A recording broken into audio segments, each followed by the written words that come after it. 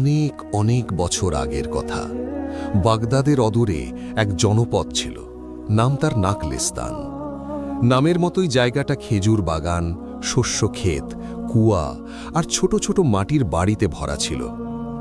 সেই গ্রামে ছিলেন হাজি ওমর নামে এক সম্মানিত মানুষ। আল্লাহ তাকে হালাল উপার্জন, খ্যাতি আর 2 ছেলে দিয়ে দুনিয়ায় ইজ্জত দিয়েছিলেন। বড় ছেলে জাফর ইবনে ওমর আর ছোট ছেলে সাবির ইবনে ওমর। 2 ভাই একই ঘরে বড় হলেও মনের দিক থেকে ছিল 2 মেরুর মানুষ। জাফরের চোখে ছিল দুনিয়ার চকচকে মোহ।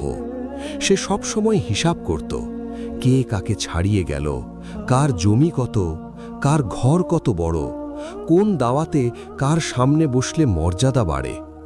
আর সাবির ছিল একেবারে উল্টো। সে কম বলতো, বেশি কাজ করত, অল্প খেয়ে সুখ